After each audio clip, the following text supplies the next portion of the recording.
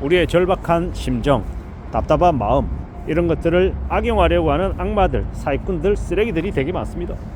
내가 정말 힘들고 어려운 처지에 놓여 있을 때 그런 나를 끝까지, 머리끝부터 발끝까지 베껴 먹으려고 하는 쓰레기들이 있다라는 겁니다. 그 쓰레기들, 그 사기꾼들의 모습은 어떠냐? 친구의 얼굴을 하고 나타납니다. 아주 친근한 친구, 그리고 둘도 없는 피부치 가족, 형이 될 수도 있고 동생이 될 수도 있고 삼촌이 될 수도 있고 부모가 될 수도 있고, 되게 여러 유형의 사람으로 모습을 하고 나타납니다. 그래 놓고 있잖아요, 끝까지 몰락시킵니다. 그럴 줄 몰랐다, 어떻게 가족이 그럴 수 있냐, 어떻게 그 녀석이 나에게 이럴 수 있냐, 뭐 그런 얘기들도 많이 합니다. 근데 우리가 잘 생각해 볼 건, 그러한 일들은 어쩌면 내 안에 이미 있었을지도 모른다라는 겁니다. 그런 이 씨앗이 말입니다. 좀 더 쉽게 돈을 벌고 좀 더 수월하게 뭔가를 얻으려고 하는 그런 욕심, 탐욕, 이런 것들이 그 사기꾼들의 먹잇감, 그 단초가 됐을 수도 있다라는 겁니다. 그래서 항상 말씀드리지만 욕심 부리지 말아야 된다. 너무 탐욕, 내가 더 많이 갖겠다라는 생각을 하면 안 되겠다라는 겁니다.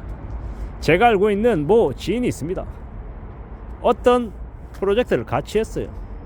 프로젝트를 같이 해서 벌어들인 돈이 1,000만 원이에요. 근데 그 1,000만 원을 1,000만 원이라고 얘기하지 않고 600만 원이라고 얘기합니다. 그래 놓고 400만 원을 낼름 뒤로 빼돌립니다. 그리고 그 600만 원 중에 100만 원은 그 사업을, 프로젝트를 가져다 준 곳에 사례조로 기부를 해야 된다 그래서 100을 또 가져갑니다. 그러면요, 벌써 500만 원을 따로 뒤가 빼돌렸죠. 그리고 이제 남아있는 500만 원을 가지고 자신이 일한 기여 부분에 대해서 200을 가져갑니다. 알고 봤더니 그 금액 전체가 1,000만 원이었던 거고, 그 1,000만 원에서 자기가 700을 가져간 거예요. 실제로 그 프로젝트를 같이 한 사람들은 좀 여러 명이었다라는 거죠.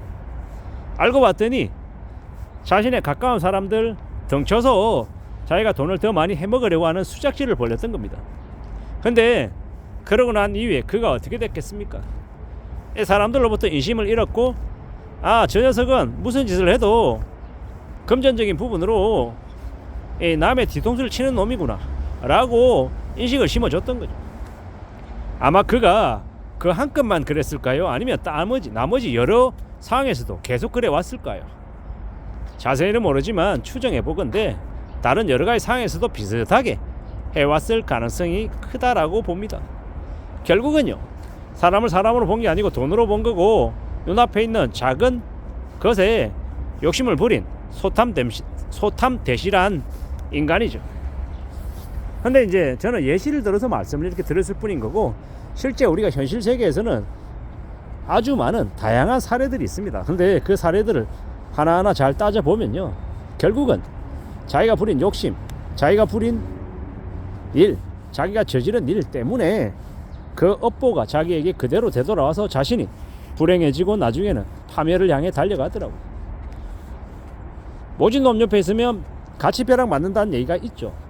어떤 사람과 사귀고 어떤 사람과 이야기를 나누느냐에 따라서 그 사람의 인생이, 삶이 바뀌어지더라는 겁니다. 항상 우리는 조심해야 되고 좀 더 정상적인 사람들과 많이 어울릴 필요가 있습니다. 근데 자기가 궁지에 몰리면, 상황이 되게 안 좋아지면요, 자기도 모르는 사이에 자기와 엮여서는 안 될 훨씬 더 악한 마음을 가지고 있는 나쁜 이들과도 엮이게 되죠. 그러면 어떻게 됩니까?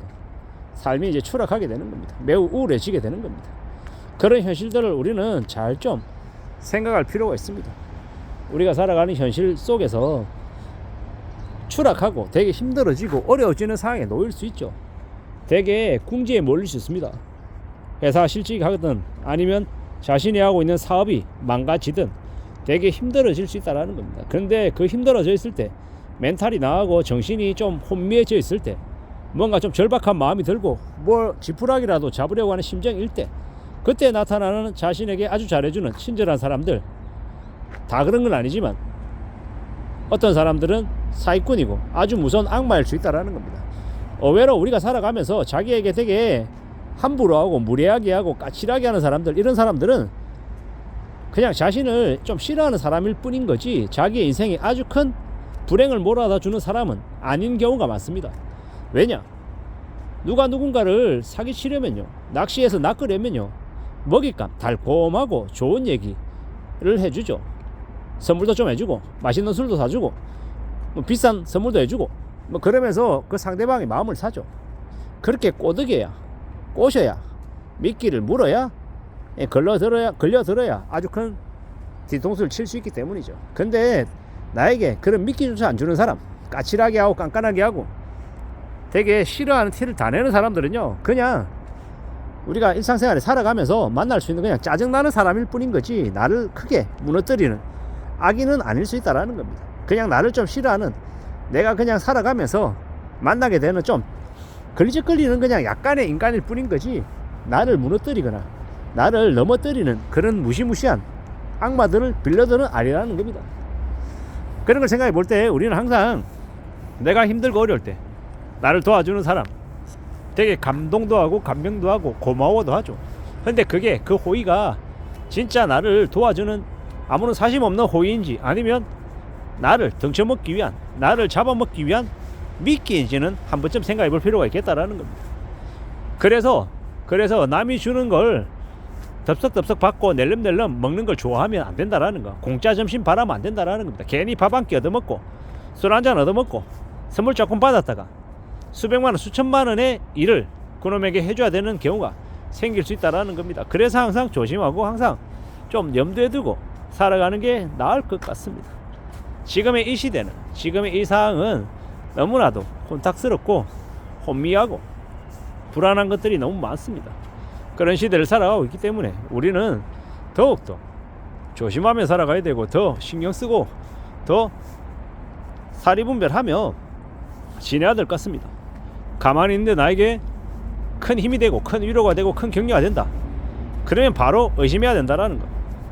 그리고 뭔가 결정할 때 누군가가 나에게 뭔가를 해줘서 나도 그 사람에게 반대 거꾸로 해줘야 되는 게 있다, 밥 얻어 먹었다, 그럼 밥 더 사주는 걸로 그냥 끝내는 게 낫다라는 거. 작은 것 탐하고 큰 걸 잃어버리는 그런 어리석음을 겪지 않기 위해서 우리가 힘들고 어려운 처지에 놓여 있을수록 좀 더 신중하게 생각하고 사람을 제일 무서워할 줄 알아야 된다라는 겁니다. 사람만큼 무서운 존재가 어딨냐라는 생각이 많이 듭니다. 그리고 함부로 남에게 기대서 남의 도움으로 뭔가를 해볼 생각도 안 하는 게 낫습니다.